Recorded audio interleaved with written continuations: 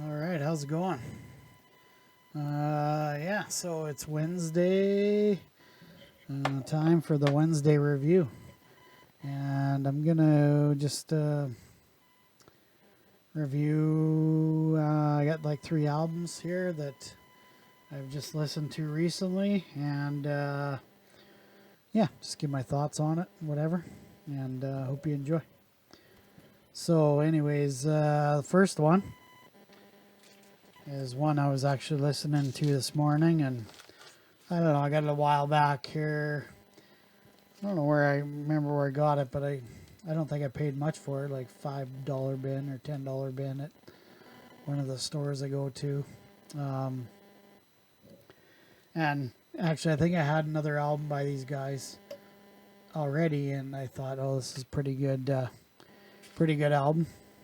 But then I saw this one, and yeah, looked pretty cool. So the band is, I'll just take it out of the wrap here. The band is called Cleveland, and the album's called Encore. I gotta get used to this. It's called 50 Minutes of Total Insanity. And, anyways, it's a live album. It's from 1981. Here's the back cover. And it is a gatefold. Check that out. It's pretty cool. It's got the whole band, but like all these pictures, like there's like multiple, like this guy is the same as that guy, but he's got face paint, and it's just crazy record. But basically, the premise of this record is it says recorded live at Spanky's June 12th and 13th, 1981.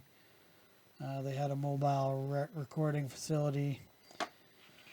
And yeah, so what is it? Let me see if it says in here. Let's get the band members. Paulie Zaremba, vocals. Peter Zaremba, vocals, trombone. Michael Zaremba, vocals, bass guitar. So there's three people that are related, either brothers and sister or brothers and wife and husband. Vocals, Kurt Starr, lead and rhythm guitar. Tommy Cantwell, drums. David Allen, keyboard. Mark Klug, alto and tenor sax. Brian Bednar, baritone sax. And Lenny Luciano, trumpet and flugelhorn. So anyways, it's a rock album. And in the description it says 30 years ago in Cleveland, Ohio. 1951, Cleveland, Ohio. The phrase or term rock and roll is invented and first used by Mr. Alan Freed on the air on radio station WJW when he called this program Moondog's Rock and Roll Party. Look what has happened since. And it says 1981, 30 years later, stronger than ever, rock has flourished with the emergence of numerous legends whose words and music have affected us all. Rock's continuing evolution will never erase the memories and the roots so deep within our culture, memories and roots as strong as life itself. Cleveland, a 9-piece band from Cleveland, Ohio, will take you back emotionally and dramatically to an era of rock and roll we will never forget. From the acid rock of the 60s to the glamour and heavy rock of the 70s, each member of Cleveland has been inspired and motivated by many of the legends of rock. The band was first conceived in 1971 by Peter Zaremba, and over the past 10 years has evolved this incredible salute to rock. This is Cleveland's encore to some of the legends, for there are many from that era. This album was recorded live to capture the tremendous energy of these great moments. In concert, Cleveland has astounded tens of thousands of fans from Florida to Toronto with a musical force that rushes out at you like a 747. An energy level that has continued in the development of a new sound in the rock scene. The music of Cleveland, inspired by 30 years of rock, Watch for the debut of Cleveland's own material coming soon. We're all waiting. It's been 10 years in the making.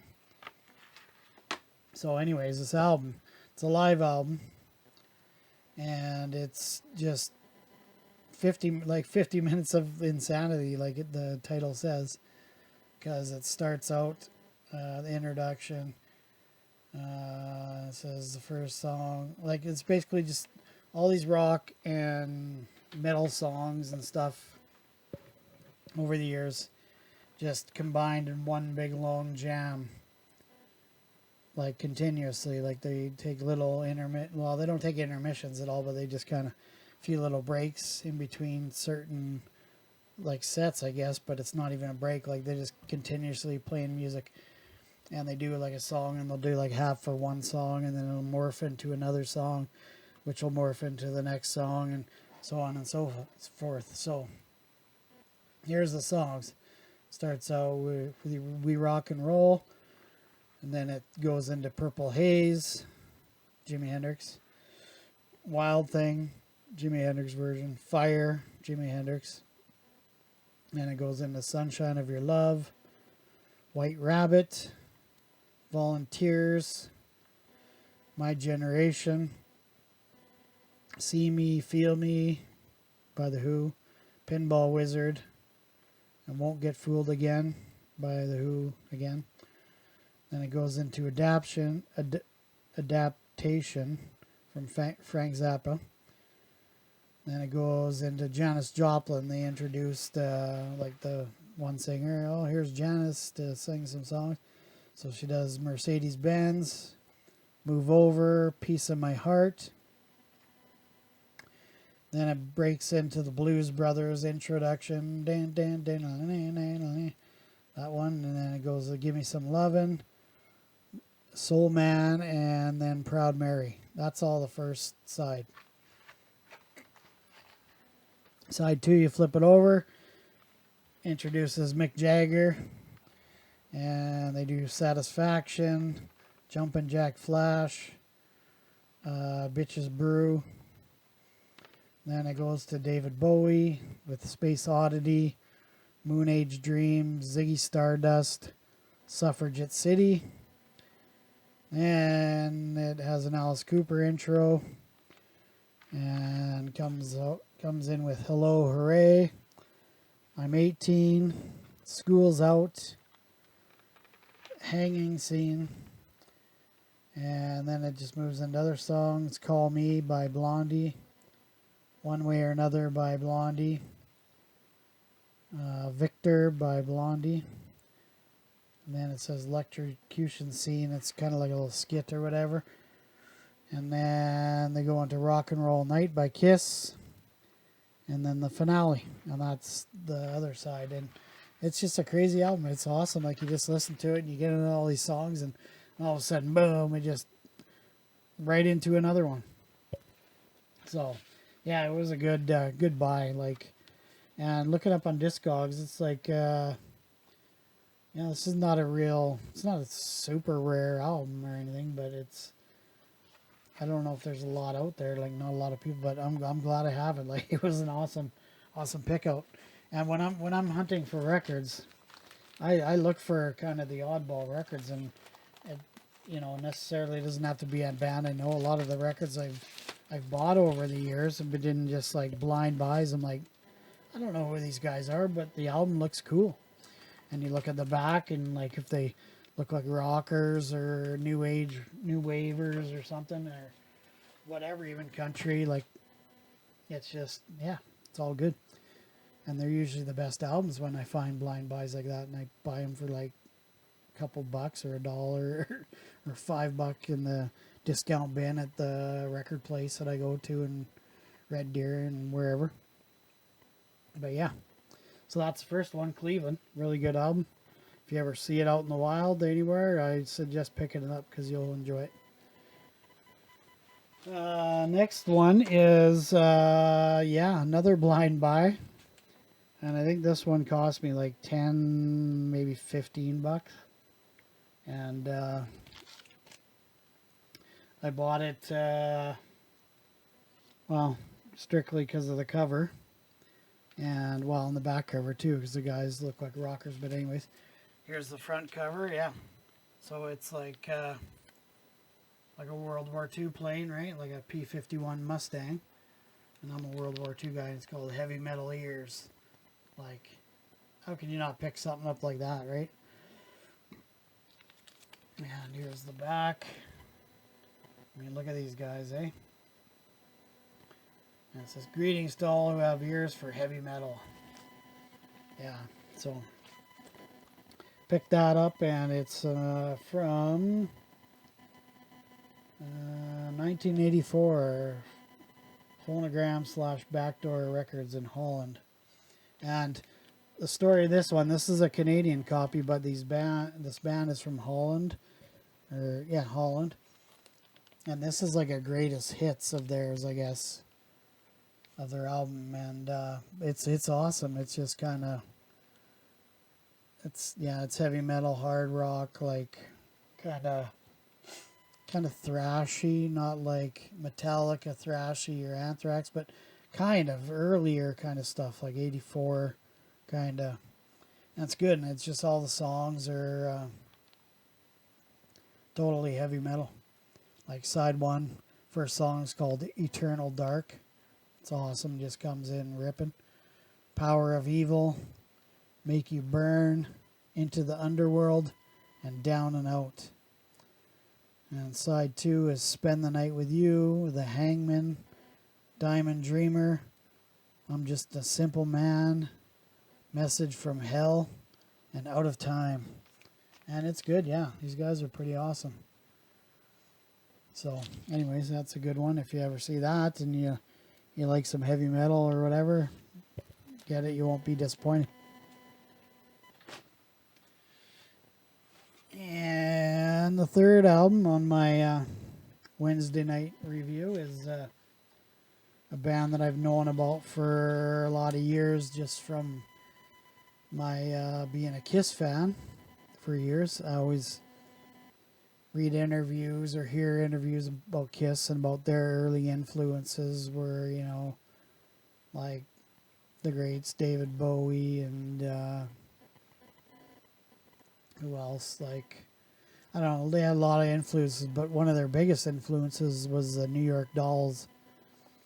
And I never heard any New York Dolls. I never ever seen any albums like growing up, but they were always talking about, like, a lot of their interviews, yeah, New York Dolls, New York Dolls. And a lot of New York bands and other bands were inspired by the New York Dolls.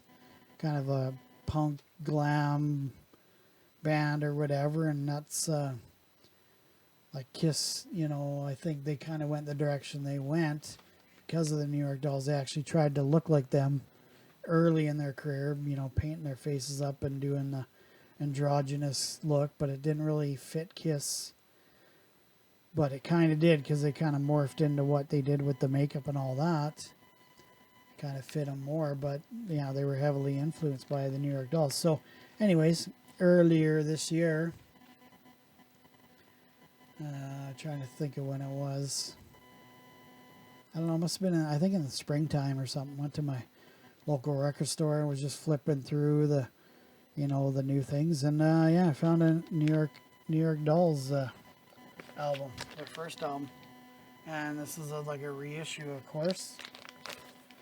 It's not an original or anything like that from back in the day, but like, look at these guys, they're pretty they're pretty,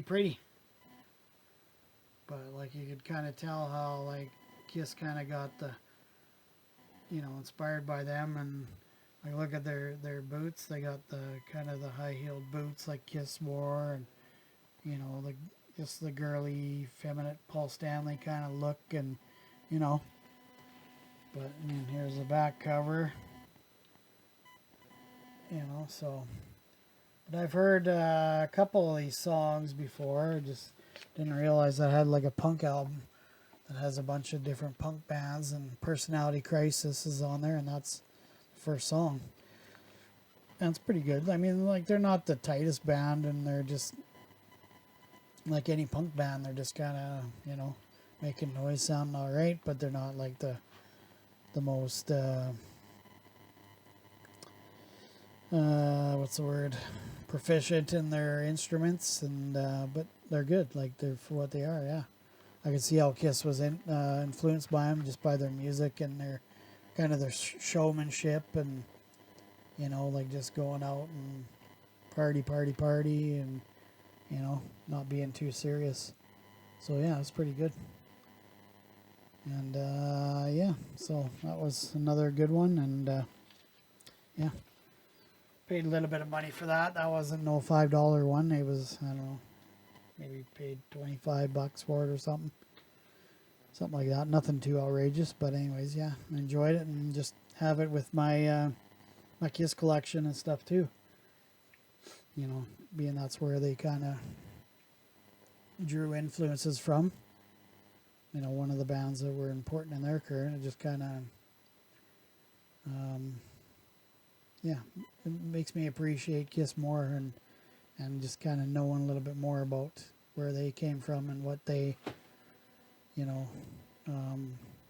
had as influences, and to ultimately push them in the way that they went in their, music careers.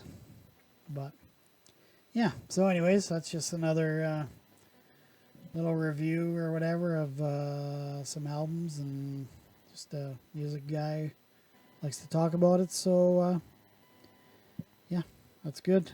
So hope you enjoyed, and yeah, we'll see you at the next one, man. Or woman, whoever's watching, doesn't matter. If you like what you see, just don't feel free to subscribe and like the video. And yeah, I'll just keep making them because I'm having fun. All right, cheers.